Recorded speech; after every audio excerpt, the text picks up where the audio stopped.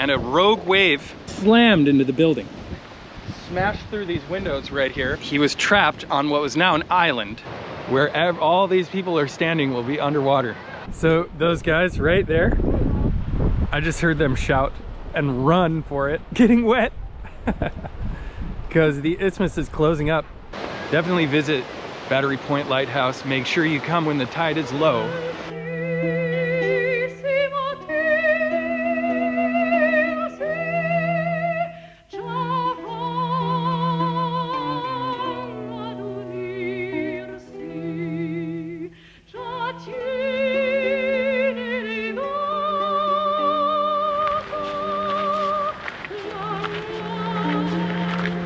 This is the oldest continuously staffed lighthouse on the West Coast.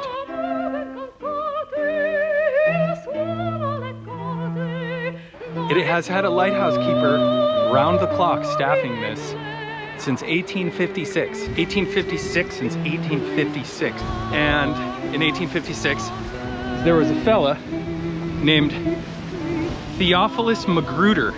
Theophilus Magruder, Phineas Magruder, or Mr. and Mrs. Magruder, Theophilus. His name was Theophilus. Theophilus, Mr. and Mrs. Theophilus Magruder. I mean, you couldn't even make up a better name than that for a lighthouse keeper.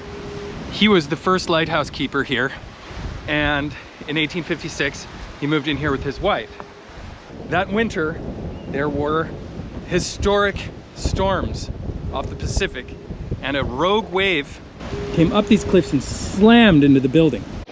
Now this building is made of 3-foot thick brick and mortar. So the building can withstand many, many hits from rogue waves. So they made it very thick, except as you can see for this outer section here, this lower section, which is made of wood, and that was the kitchen. That kitchen was penetrated by the rogue wave into those little windows and then upset an oil lamp, which set the whole kitchen on fire. The rest of the lighthouse, brick and mortar, survived the fire no problem. The kitchen was annihilated, unfortunately. So Theophilus and his wife wrote a dispatch to Sacramento asking them for funds to rebuild the kitchen, petitioning the government for funds. Now, the government, being as it is, was run by all kinds of low-level bureaucrats and desk workers and people who had never been up here. And so in like fashion, this letter landed on the desk of a low-level bureaucrat. You can imagine, you know, this bespectacled look of chagrin as he opens the letter and sees that it's asking for money. Well, he's got to go to his superior to ask for clearance for the money, for the funds. So he does so, and to his additional chagrin, his superior orders him to go make an inspection of the Battery Point Lighthouse all the way from Sacramento.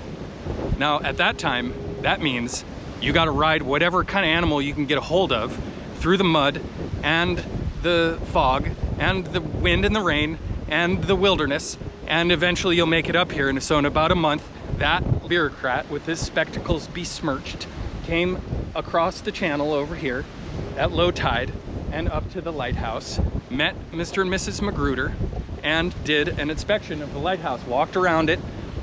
Then he took out his notepad and he wrote in it, "I do not see any evidence that there ever was a kitchen at the Battery Point Lighthouse."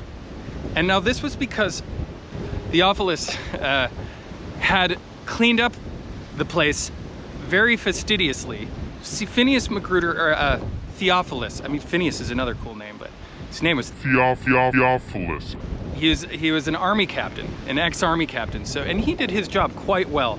So he scrubbed this place of every piece of detritus, and the whole mess of the kitchen was not to be found. And so the bureaucrat, satisfied with himself, put a period at the end of the sentence, folded up his notebook, and rode his horse back down the ramp here.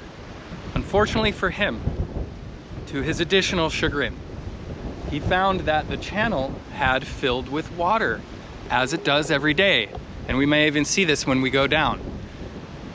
So that he was trapped on what was now an island and what had been an isthmus when he rowed across. So he rowed back to his additional chagrin, rowed back up the ramp, and petitioned Mr. and Mrs. Magruder for a cot for him to sleep in till morning, because he was going to be stuck on the island. So he was in his room, and around dinner time, his stomach started grumbling. So he came up to Mrs. Magruder, knocked on the door, and said, and very politely asked what was for dinner. And Mrs. Magruder showed him in the larder that they had some food, but they had no means of cooking it. Unfortunately, because as he could see, there was no kitchen left at the Battery Point Lighthouse. Now this low-level bureaucrat took out his ledger again, and he made it an edit. He crossed off the word "not" so that it read, "I do see the evidence that there was once a kitchen at the Battery Point Lighthouse." And he took this dispatch with him back to Sacramento through great pains and submitted it to his superiors. And they finally sent the money up here to build this kitchen that you see right here. And that's the story of the kitchen at the Battery Point Lighthouse, and a little piece of the life of Theophilus, Mr. and Mrs. Theophilus Magruder. Now let's go back down here and look at the channel, because I think I might be in just about the same plight as the bureaucrat was when he came up here. Hey, thanks for watching. Definitely stay tuned to find out if I make it off the island or not. Just want to take a second to let you know that, you know, not only do we love to make these videos and take you along on our adventures, but we do offer these adventures in person. We are a full service tour company here in Southern Oregon, and we'd love to share all the best things about our region. So if you're ever visiting Southern Oregon, definitely shoot us a line. Click that link in the description down there. It's roadtrotter.com. Check out our website, reach out. We'd love to hear from you. And until then, happy trails. Oh, I'm about to be cut off. Look at this. Look at that. Just in time. I got Higher ground. So those guys right there, I just heard them shout and run for it, getting wet. Because the isthmus is closing up. This is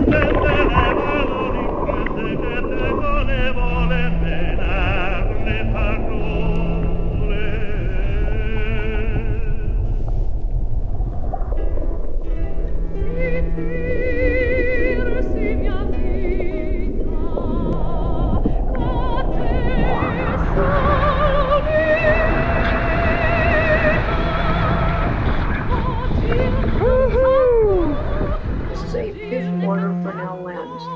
Fresnel,